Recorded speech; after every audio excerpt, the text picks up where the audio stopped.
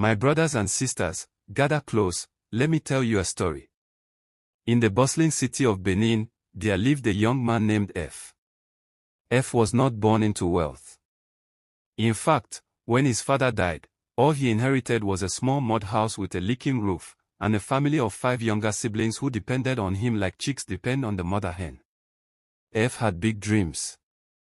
As a boy, he had always wanted to become a lawyer.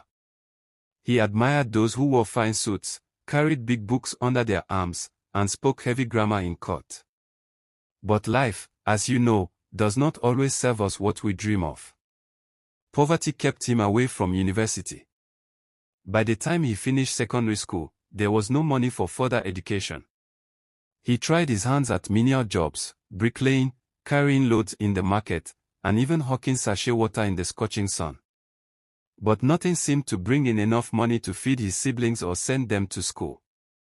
One evening, tired and frustrated, he sat by the roadside.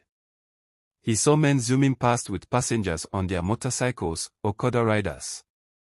He watched as passengers dropped crisp naira notes into their hands. One rider parked close to him, bought roasted corn and suya, and even boasted to the seller about how much he made that day. At first, F laughed. Okada riding. That is for dropouts and never-do-wells. Me. An Okada man. Never. But hunger is a teacher that humbles the proud. After 3 days without food in his house, and with his siblings' stomachs crying louder than drums in a festival, he swallowed his pride. He approached the man in his community, Uncle Monday, who was known to lease out motorcycles. Uncle, please, F said, help me with one Okada. I will pay you back small. Uncle Monday looked at him and smiled. F, Okada business no dey shame. If you ride am with sense, you go chop, you go build, and you go lift your family.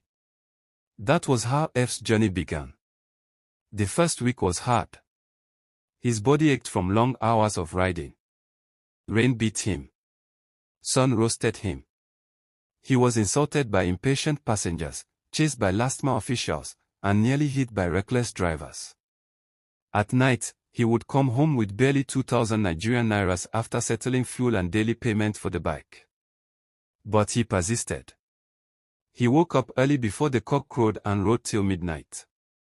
Slowly, he learned the best routes, the rush hours, and the places where passengers paid better fares. Soon, his earnings increased.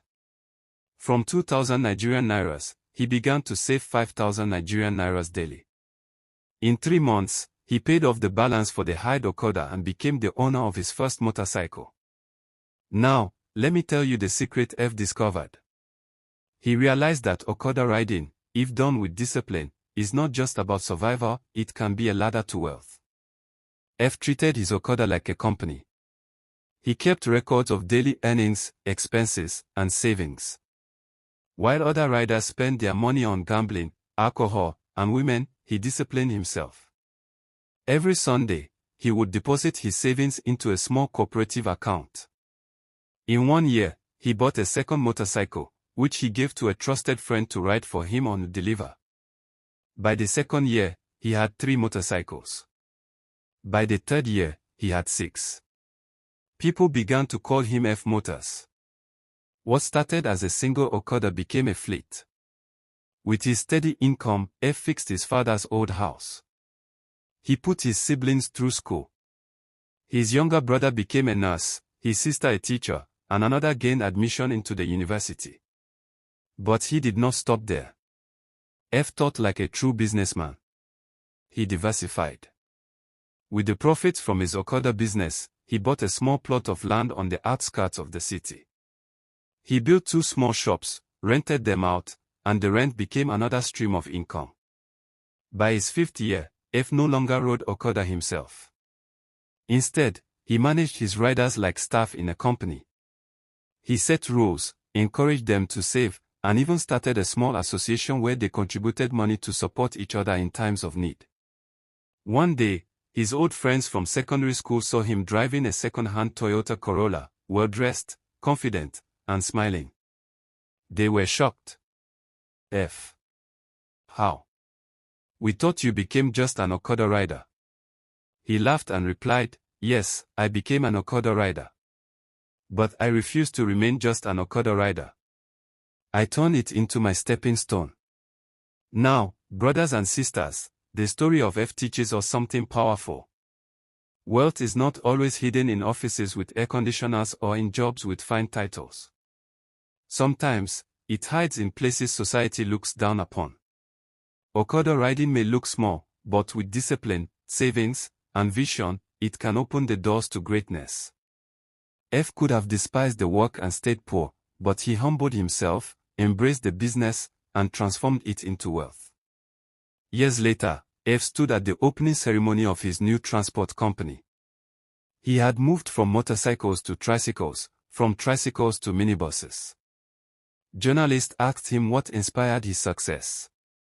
He lifted the microphone and said, I started with just one Okada.